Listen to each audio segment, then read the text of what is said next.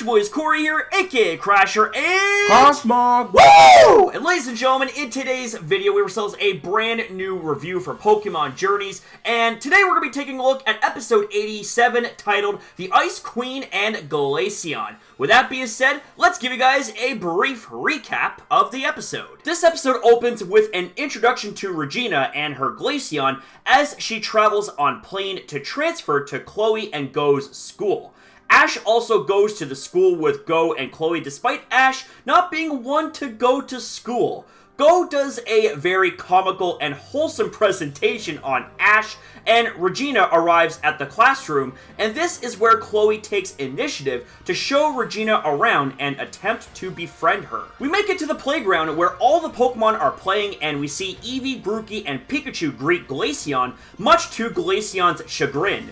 We also get ourselves various flashbacks in the episode, highlighting past events of Regina and Glaceon, and as the episode goes on, we learn more and more about their backstory. We arrive back at the classroom and we see Regina being crowded by the students interested in her and her Glaceon, and in that time, we see Glaceon coming to the rescue of Regina despite not being in danger, and unleashes a blizzard attack on the students. The students were set free from being encased in ice. We get flashbacks of when Regina was younger and she was being bullied for looking like the Ice Queen, and that is where Glaceon came to Regina's aid and attacked anyone who bullied her. This didn't happen once. This happened many times, and it caused Regina to transfer schools many times. Glaceon then collapses shortly after Ash and friends arrive at the office where Regina and the teacher were at,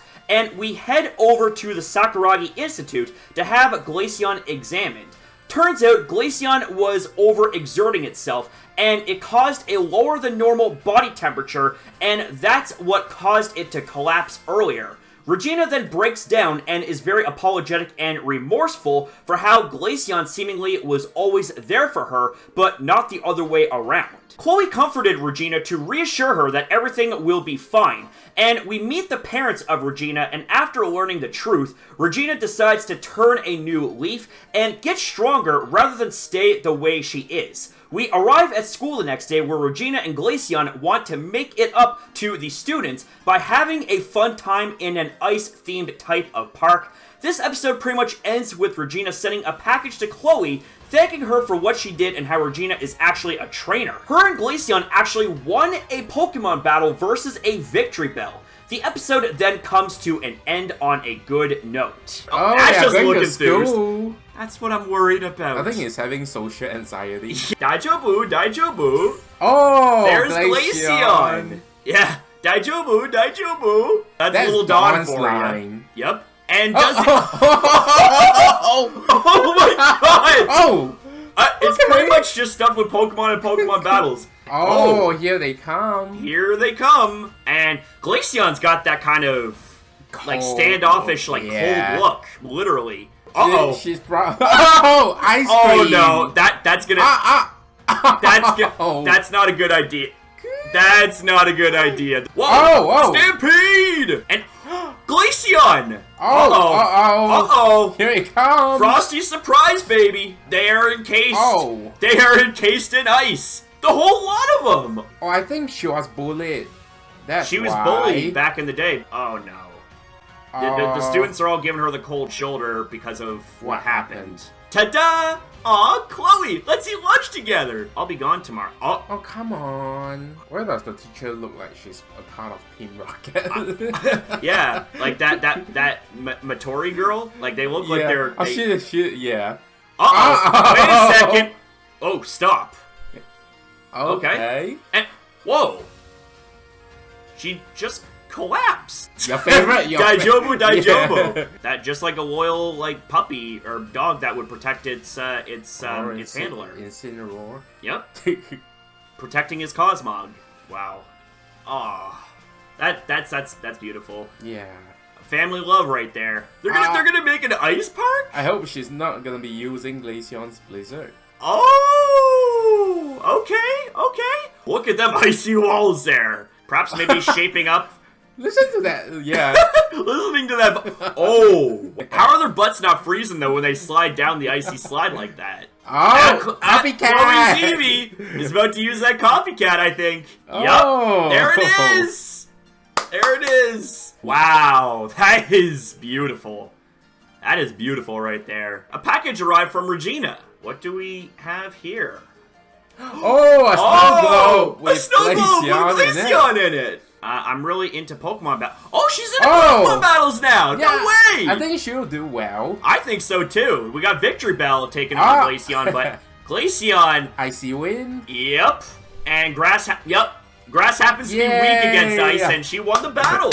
You know what? Like, this was actually kind of a beautiful episode. I really actually kind of dig that episode. Alright, so now on to our thoughts and opinions about this episode. As for the ranking of this episode, myself and Cosmog both give this episode a 7 out of 10.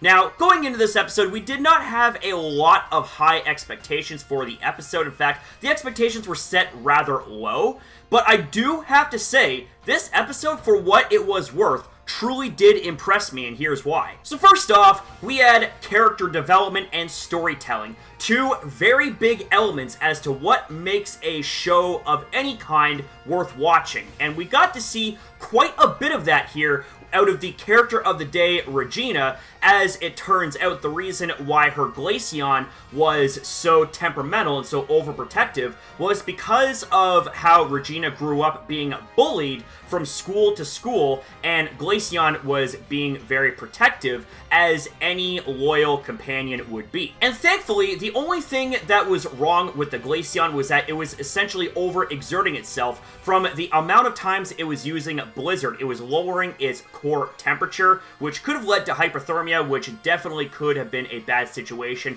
had it not been discovered and rectified a lot sooner. So it was definitely good that that's all it was, and it wasn't something worse, something like maybe a terminal illness or something like that, because, well, yeah, I don't even want to begin to speculate on that. But I also have to give a massive amount of credit to Chloe for essentially taking reins in this episode. She essentially pulled an Ash and was very out there, you know, sticking her neck out there for this girl and being very accommodating, very, very friendly, despite the situations that have taken place in that episode. And I have to say, anytime that you get a Chloe-focused episode, or if Chloe has a significant involvement in an episode and there's good development, then you know that something is being done right. But that's enough out of my crazy butt. It is now time for the Puff himself, Cosmog! Let's not forget that Chloe used to be cold and distant like Regina was, but she managed to overcome the odds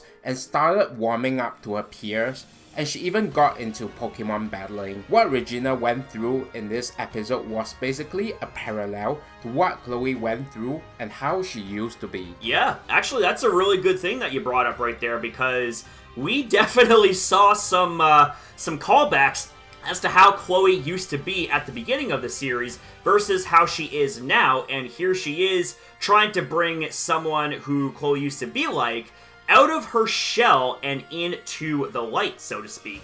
That's really nice. So what are your guys' thoughts and opinions about episode 87 of Pokemon Journeys? Whatever they happen to be, ladies and gents, we'd love to hear you guys out in the comments down below. And that's it for the video, guys. So we want to say thank you guys very much for watching. If you guys enjoyed, consider liking and subscribing, and especially commenting down below, because we love to hear you guys out. Always have. That will never ever change. Thank you guys again for watching. Have yourself a fantastic day or night, depending on your time zone, and we'll see you guys in the next one.